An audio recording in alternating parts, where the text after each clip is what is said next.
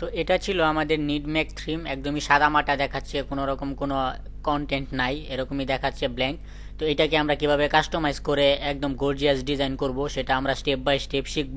তো আজকে আমরা যেটা দেখব, আমাদের এই থিমের দেখেন একদম পিছনে একটা বড় শহরের ছবি দেওয়া আছে। এই ব্যাকগ্রাউন্ড ইমেজটা কিভাবে আপনি চেঞ্জ করতে পারবেন সেইটা আমরা আজকে দেখব। পাশাপাশি আমাদের এই থিমের যে কালারটা আছে, এখানে দেখতে পাচ্ছেন অরেঞ্জ কালার এবং ব্ল্যাক কালার আছে, এই কালারগুলো কিভাবে চেঞ্জ করবেন এবং ব্যাকগ্রাউন্ডটা কিভাবে চেঞ্জ করবেন সেটাই আজকে আমি আপনাদেরকে দেখাবো। তো এটা করার জন্য আমরা আমাদের ব্লগারের যে অ্যাডমিন প্যানেল আছে এইখান থেকে থিমে চলে যাব। এরপর এখান থেকে কাস্টমাইজ নামে যে বাটনটা আছে, কাস্টমাইজে ক্লিক করব। কাস্টমাইজে ক্লিক করার পর এখান থেকে এখানে দেখেন ব্যাকগ্রাউন্ড ইমেজ নামে এখানে দেখেন এই শহরের ছবিটা আছে। এখন আমরা যেটা করব, এই রিমুভ ইমেজে ক্লিক করলে এই শহরের ছবিটা কিন্তু রিমুভ হয়ে যাবে। দেখতে পাচ্ছেন ব্যাকগ্রাউন্ডে কিন্তু কোনো ছবি নেই। এখন আপনি চাইলে এখানে ব্যাকগ্রাউন্ডে আপনি ছবি দিতে পারেন। তো ছবি দেওয়ার জন্য যেটা করবেন, এখানে নান লেখা আছে, এটাতে ক্লিক করবেন। এরপর ক্লিক করে আপনি এখান থেকে আপলোড ইমেজ দেখেন, উপরে আপলোড ইমেজ আছে, পাশাপাশি এখানে আপনি অনেকগুলো ইমেজ পাবেন। এখান থেকে আপনার যেটা পছন্দ হয় সেটাই নেবেন। তো আমি একটা ইমেজ ডাউনলোড করে রাখছি, তো সেটা আপলোড করব। এখান থেকে আপলোডে ক্লিক করলাম, এরপর এখান থেকে সিলেক্ট ইমেজে ক্লিক করলাম। এরপর এটা আমাকে আমার কম্পিউটারে নিয়ে যাবে। তো আমি ডেস্কটপে একটা ইমেজ আমি ডাউনলোড করে রেখেছি, সেই ইমেজটা এখান থেকে সিলেক্ট করে দেবো। তো ইমেজটা কোথায় আছে আমাকে দেখতে হবে খুঁজে।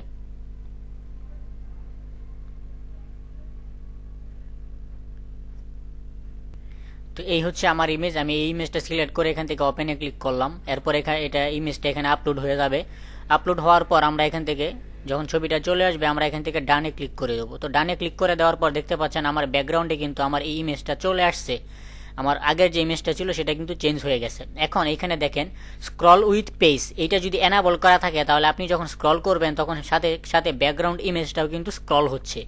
এবং এটা যদি আপনি অফ করে দেন তাহলে যেটা হবে, শুধু আপনার এই মেইন থিম যেটা এইটা স্ক্রল হবে, আপনার এই ব্যাকগ্রাউন্ডটা কিন্তু স্ক্রল হবে না, ব্যাকগ্রাউন্ডটা স্টিল অবস্থায় থাকবে। তো এটা আপনি আপনার পছন্দ মতো করে নেবেন, যেটা আপনার ভালো লাগে। আপনি স্টিল রাখতে চাইলে এভাবে অফ করে দেবেন, আর যদি স্ক্রল করাইতে চান তাহলে এটা এনাবল করে দিতে পারেন, কোনো সমস্যা নেই। এরপর এখানে দেখেন অ্যাডজাস্ট উইথ নামে একটা অপশন আছে, এখানে এটা কাস্টমাইজ করা যায় না, এটা আপনি রিসেট ডিফল্ট যেটা থাকে সেটাই থাকবে। এটা আপনি অন্য আমাদের যে মেইন অ্যাডমিন প্যানেল আছে অথবা আমাদের যে থিম আছে সেখান থেকে আমরা চেঞ্জ করতে পারবো।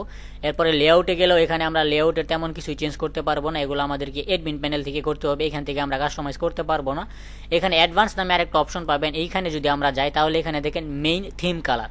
মেইন থিম কালার হিসেবে এখানে যদি আপনি কালারটা চেঞ্জ করেন, যেমন এখানে অরেঞ্জ দেওয়া আছে, আমি যদি এই কালারটা সিলেক্ট করি তাহলে দেখতে পাচ্ছেন আমাদের এই কালারগুলো কিন্তু চেঞ্জ হয়ে যাচ্ছে। এখানে যেটা অরেঞ্জ ছিল, দেখেন অরেঞ্জ ছিল, এটা কিন্তু চেঞ্জ হয়ে এই কালার হয়ে গেছে। তো আমরা এখান থেকে অ্যাডে যদি ক্লিক করি তাহলে এখানে আমরা আরও কালার পাবো। তো আমি এই কালারটা সিলেক্ট করে নিচ্ছি। এই কালারটা সিলেক্ট করে নেওয়ার পর দেখেন এই কালারটা এখানে সুন্দরভাবে দেখাচ্ছে। তো এইটা হচ্ছে আমাদের মেইন থিম কালার, আমরা চেঞ্জ করে নিলাম। এরপর এখানে main dark colour. Dark colour হচ্ছে এই যে এখানে যে আপনি কালো কালারটা দেখতেছেন, এই কালো কালারটা যদি আপনি অন্য কালার রাখতে চান, দেখতে পাচ্ছেন এখানে কিন্তু অন্য কালার চলে আসছে। যেমন আপনি যেটা সিলেক্ট করবেন ওইটাই আসবে, এখানে কালো আছে। তো এখানে অনেকগুলো অপশন আছে, আপনার যেটা ভালো লাগে আপনি সেটা দেবেন। তো এটা আমি কালোই রাখতেছি, এটা কালোই সুন্দর দেখায়। এরপর এখানে দেখেন বর্ডার্স অ্যান্ড বাটনস কালার আছে। তো এই বর্ডার্স অ্যান্ড বাটনস কালার আপনি চেঞ্জ করতে পারবেন, এটা ব্ল্যাক আছে। আপনি যদি চান যেটা চেঞ্জ করবেন তাহলে চেঞ্জ করতে পারেন। তবে এটা আমরা যদি এখান থেকে চেঞ্জ করি, এইটার পরিবর্তনটা আমরা এখানে দেখতে পারবো না, কেননা এটার এখানে কোনো আমাদের বাটন নাই, তো এই জন্য দেখতে পাচ্ছি না। তো আমরা বর্ডার অ্যান্ড বাটন কালার যেটা, এটা ডিফল্টভাবে অরেঞ্জ রাখতেছি আপাতত।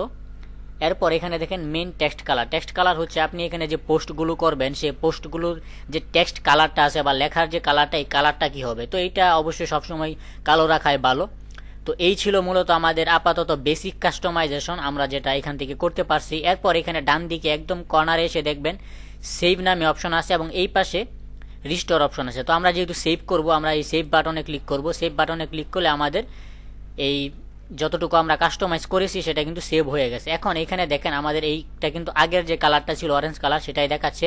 এখন আমরা যদি এটাকে রিলোড করি, রিলোড করলে দেখতে পাচ্ছেন আমাদের কালার কিন্তু চেঞ্জ হয়ে গেছে। আমরা যে কালারটা দিয়েছিলাম সেই কালার কিন্তু এখানে চেঞ্জ হয়ে গেছে। তো এই ছিল আমাদের বেসিক কাস্টমাইজেশন। এরপর আমরা আস্তে আস্তে স্টেপ বাই স্টেপ অ্যাডভান্স কাস্টমাইজেশনগুলো আমরা শিখব। তো অবশ্যই ভিডিওগুলো ধারাবাহিকভাবে দেখবেন। আজকের ভিডিও এই পর্যন্তই, পরবর্তীতে আমরা নতুন কোনো টপিক নিয়ে আসব। সবাই ভালো থাকবেন, সুস্থ থাকবেন, আল্লাহ হাফেজ।